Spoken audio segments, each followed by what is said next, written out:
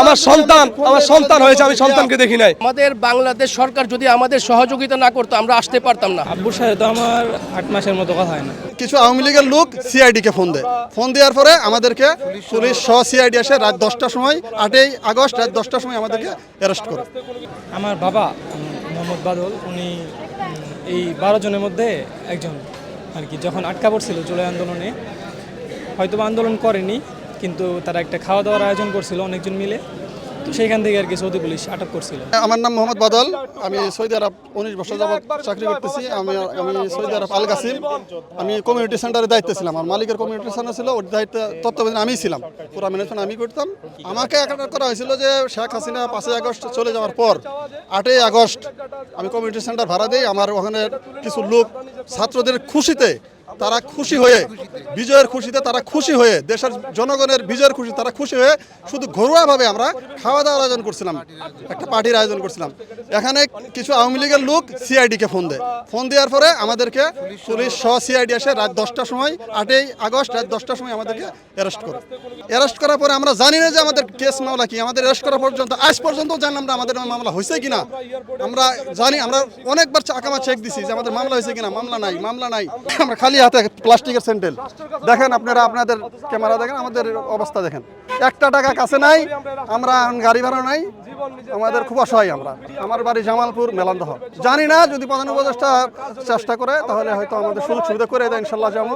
আর দেশে আসছি যদি না যেতে পারি, মাননীয় প্রধান উপদেষ্টা স্যার আমাদের দিকে একটু খেয়াল রাখে। কোনো দাবি নাই তার কাছে, তাহলে তিনি আমাদের জন্য অনেক করছে, তার যেন আমাদের দিকে একটু খেয়াল দেয়, যে যা করবো আমরা তাই মাথা পেতে নেব। দেশের মাটিতে ফিরে আসতাম, আমাদের বাবা মার কাছে ফিরে আসতাম।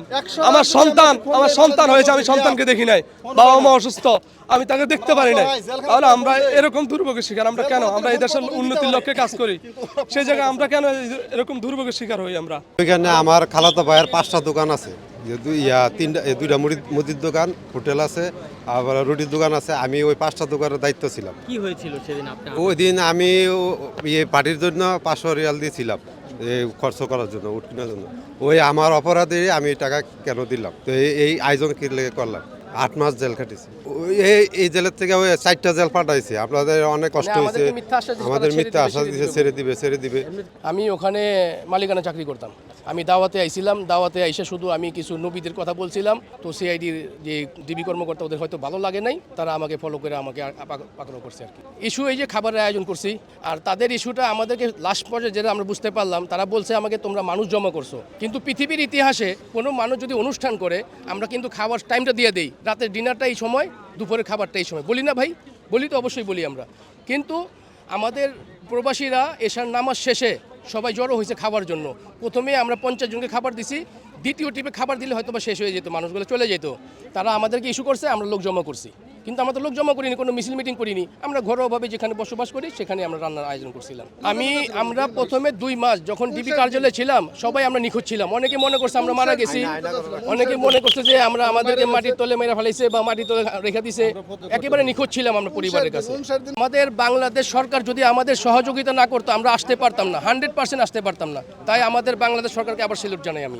59 দিন পরে আমরা সিআইডি আন্ডারগ্রাউন্ডে বাই করছে, পরে পরিবারের সাথে যোগাযোগ হয়েছে। সরকারে হয়তো আমরা সরকারের ওসিলে আমরা হয়তো সারা পেয়ে গেছি। টোটাল 57 জন আছে দাম্মামে, আমরা 10 জন আগে গেছি, আরো 47 জন লোক বাকি আছে। সরকারের কাছে আবেদন, তাদেরকে দ্রুত দেশে ফিরিয়ে আনা হোক।